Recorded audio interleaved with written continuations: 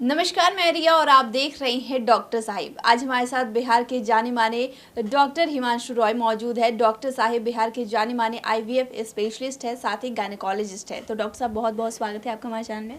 Thank you. सबसे बड़ा ये सवाल है कि क्या प्रेगनेंसी के दौरान अगर थायराइड है तो क्या प्रेगनेंसी कंसीव करने में किसी तरह की समस्या आ सकती है? जी ज़रूर। अगर थायराइड की समस्या है, वो हाइपोथायराइड भी हो सकता है, मतलब कि थायराइड हार्मोन की कमी है, या हाइपर थायराइड भी हो सकता है, मतलब थायराइड हार्मोन ज़रूरत से ज़्यादा है। जैसा कि आप जानती हो कि नहीं, थायराइड हार्मोन जो है बॉडी के जितना मेटाबॉलिक प्रोसेस होता है, उपचय अपचय प्रक्रिया, मतलब बॉडी में जो भी चलते रहता है, उसमें थायरॉक्स जो हार्मोन है, थायराइड हार्मोन है, वो उसमें एक एंजाइम की तरह मदद करता है। वो हार्मोन है, एंजाइम कहना तो गलत होगा। तो ये हार्मोन बॉडी के हर प्रोसेस को रेगुलेट करता है। तो इस हार्मोन की मात्रा नियंत्रित होनी चाहिए। कम हो तभी भी ठीक नहीं है, ज़्यादा हो तभी भी ठीक नहीं है। और इस अगर ऐसा रहेगा तो बाकी सब सिस्टम के साथ साथ रिप्रोडक्टिव सिस्टम भी, जिसके द्वारा बच्चा पैदा करने की प्रक्रिया होती है, पुरुषों में भी और स्त्रियों में तो खासकर इसका बहुत ही ज़्यादा प्रभाव होता है। जैसा कि हम बात कर रहे हैं थायराइड की, तो थायराइड में अगर कोई प्रेग्नेंट महिला होना चाहती हैं तो उन्हें क्या करना चाहती हैं, किस तरीके से वो बचाव कर सकती हैं और किन बातों को उन्हें ध्यान रखना चाहिए? जो भी महिला अगर प्रेग्नेंट होना चाहती है तो अमूमन थायराइड चूँकि की बीमारी जो होती है वो जैसे डायबिटीज़ होता है उसी तरह काफ़ी कॉमन है। और प्री कंसेप्शन जिसको टेस्ट्स कहते हैं, जैसे फॉलिक एसिड हम लोग लेते हैं प्रेगनेंसी होने के पहले, रूबेला का टेस्ट कराते हैं, उसी तरह अच्छा रहता है कि अगर प्रेगनेंसी कोई प्लान कर रहा है तो शुगर के साथ साथ थायराइड की भी जांच उसको पहले ही करा लेनी चाहिए।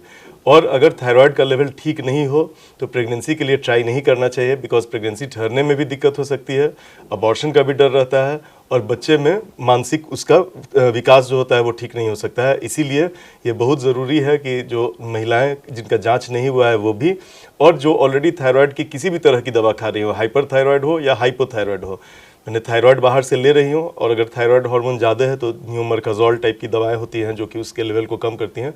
तो लेवल नॉर्मल हो जाए उसके बाद ही दवा फिर कंटिन्यू रहता है, और तब फिर प्रेगनेंसी के लिए ट्राई करना चाहिए।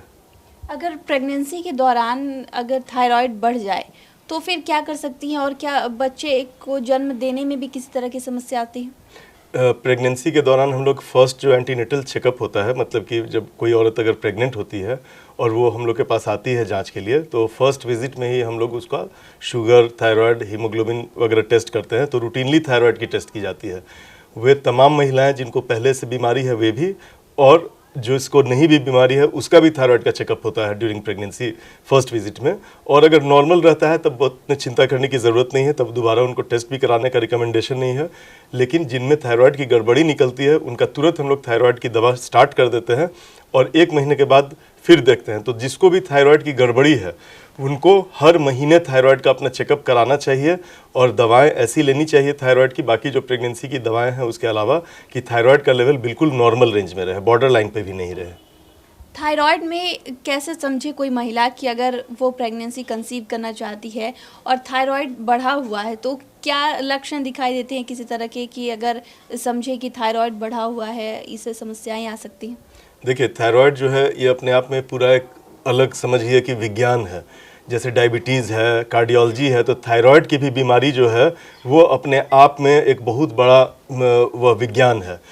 तो बहुत इतना आसान नहीं होता है उसके लक्षण बताना। जैसे कि मैंने बताया कि थायराइड 2 तरह की बीमारी हो सकती है। थायराइड के हार्मोन्स की लेवल लो भी होते हैं और थायराइड लेवल का नॉर्मल हाई भी होते हैं। लो होना ज़्यादा कॉमन होता है। तो जिसको भी हम लोग सुनते हैं थायराइड की बीमारी है, थायराइड की बीमारी है, तो एक्चुअली उनको थायराइड हार्मोन की कमी है कि थायराइड हार्मोन ज़रूरत से ज़्यादा है। और इसकी जांच बहुत एक साधारण TSH करके एक ब्लड टेस्ट होता है जो कि बहुत कॉमन हर जगह उपलब्ध होता है, उससे पता चलता है। अगर TSH का लेवल बढ़ा हुआ है इसका मतलब कि हमें थायराइड हार्मोन की कमी है और थायराइड हार्मोन बाहर से लेने की ज़रूरत है। अगर TSH नॉर्मल से लो है इसका मतलब कि हम लोग में थायराइड हार्मोन ज़रूरत से ज़्यादा है, जिसको कि हाइपर थायराइडिज्म बोलते हैं, और थायराइड हार्मोन को बॉडी में कम करने की ज़रूरत है। तो ये दोनों बीमारी के लक्षण अलग अलग होते हैं। जैसा मैंने बताया कि थायराइड हार्मोन मेटाबॉलिक रेट को कंट्रोल करता है, बॉडी के हर सिस्टम में जो भी प्रक्रियाएं, जैविक प्रक्रियाएं चलते रहती हैं उसको रेगुलेट करता है। तो थायराइड हार्मोन का लेवल अगर लो रहेगा तो ये सारी प्रक्रियाएं लो हो जाती हैं। तो उस आदमी में वो सुस्त हो जाएगा, काम उसको नहीं करेगा, उसे एक ही जगह रहने का मन करेगा, उसका हार्ट रेट जो होता है वो भी स्लो हो जाता है, उसको कॉन्स्टिपेशन वगैरह की भी शिकायत हो सकती है। तो ये सब तमाम बीमारियां थायराइड के में होती हैं। साथ ही साथ गले का फूलना, जिसे ग्वाइटर बोलते हैं, वह भी कॉमनली एसोसिएटेड रहता है। उसमें दोनों चीज़ हो सकता है, थायराइड हार्मोन का ट्यूमर भी हो सकता है जिसमें कि थायराइड ज़्यादा हो, और कमी भी हो सकती है थायराइड की, जिसके चलते फलस्वरूप इनडायरेक्टली TSH बढ़ने के चलते हम लोग का गला में सूजन हो। तो ऐसा गला में कोई सूजन हो तो उसे प्रॉपर गले के डॉक्टर या थायराइड स्पेशलिस्ट से दिखा के अल्ट्रासाउंड करा के उसकी जांच की जाती है कि एक्चुअली किस टाइप का बीमारी है, क्योंकि कभी कभी उसमें कैंसर वगैरह भी होने का डर रहता है, बहुत खतरा रहता है। तो इससे नेग्लेक्ट नहीं करना चाहिए। उसी तरह अगर हाइपरथायराइडिज्म है, मतलब कि बॉडी में थायराइड की मात्रा ज़्यादा है, तो उसमें आदमी बहुत दुबला पतला रहेगा, बहुत हाइपर एक्टिव रहेगा, पल्स रेट उसका हाई रहेगा, हार्ट रेट हाई रहेगा, उसके खाना कितना भी खाए उसके बॉडी पे वो मांस नहीं आएगा, बिकॉज उसका मेटाबॉलिक प्रोसेस इतना फास्ट है कि जो भी वो खाता है वो सब नष्ट हो जाता है। तो अलग अलग तरह के लक्षण दोनों होते हैं। हाइपोथायराइडिज्म में सुस्त पड़ना और हाइपरथायराइडिज्म में ओवर एक्टिव होना, ये सब थायराइड के कॉमन लक्षण हैं। तो अगर जैसा कि आपने बताया था कि जब अगर किसी महिला को ये पता चलता है प्रेगनेंसी के दौरान या फिर कंसीव करने से पहले, तो उसमें दवाओं का आपने जिक्र किया कि दवा दिया जाता है, दवा स्टार्ट कर दिया जाता है। तो दवा के साथ साथ वो किस तरीके से लाइफस्टाइल में कुछ चेंजेस कर सकती है, उन्हें किस तरीके से डाइट या फिर बदलाव घर पे किस तरीके से करना चाहिए? नहीं, अगर किसी को थायराइड की डिजीज़ निकलती है तो उसको अपना जो प्रेगनेंसी में खासकर तो लाइफस्टाइल मॉडिफिकेशन ड्यूरिंग प्रेगनेंसी, ऐसे भी हेल्दी जो भोजन होता है, हेल्दी लाइफस्टाइल तो हर आदमी को हमेशा रखना चाहिए, अनहेल्दी कोई क्यों रहेगा। लेकिन प्रेगनेंसी में इसका खास ध्यान इसलिए रखना है, इसलिए कि गर्भ में पल रहे शिशु पे उसका प्रभाव पड़ता है। तो सबसे इंपॉर्टेंट तो है कि थायराइड हार्मोन को हम लोग ठीक रखें, इसलिए कि हाइपरथायराइडिज्म होने से अबॉर्शन का डर बहुत ज़्यादा रहता है। साथ ही साथ जो दवाएँ चलती हैं उसमें, उसके चलते भी क्लेफ्ट लिप या क्लेफ्ट पैलेट होने का भी डर रहता है। तो दवा उतना ही खाना है जितना आवश्यक है, छोड़ना भी नहीं है, छोड़ने से अबॉर्शन हो जाएगा।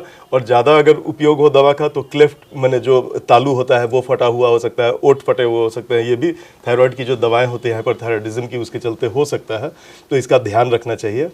हाइपोथायराइड जब हो तो उसमें इसलिए ध्यान रखना जरूरी है बिकॉज थायराइड का जो काम होता है वो गर्भ में पल रहे शिशु का ब्रेन जो होता है और नर्व्स होता है, उसके चारों ओर जो माइलिन शीथ बनता है जो कि नर्व का प्रॉपर एक स्ट्रक्चर होता है, उसको बनाने में मदद करता है। तो हाइपोथायराइड अगर रहेगा तो उस बच्चे का मानसिक विकास अच्छा नहीं होगा और लाइफ लॉन्ग फिर बाद में वो रिकवर नहीं हो सकता है। तो वो बहुत वाइटल है कि बिल्कुल जो वो टाइम रहता है तीसरे चौथे महीने से लेकर 7वें 8वें महीने तक, वो जो माइलिनेशन की प्रक्रिया होती है ब्रेन में न्यूरॉन्स के चारों ओर जो हम लोग के नर्व्स होते हैं उसका जो, तो वो उस समय बिल्कुल थायराइड की मात्रा प्रॉपर होनी चाहिए। कम रहने से वो डेवलपमेंट नहीं हो पाएगा और मानसिक रूप से बच्चा जो है सक्षम नहीं रहेगा लाइफ के बाद, मतलब डिलीवरी के बाद में।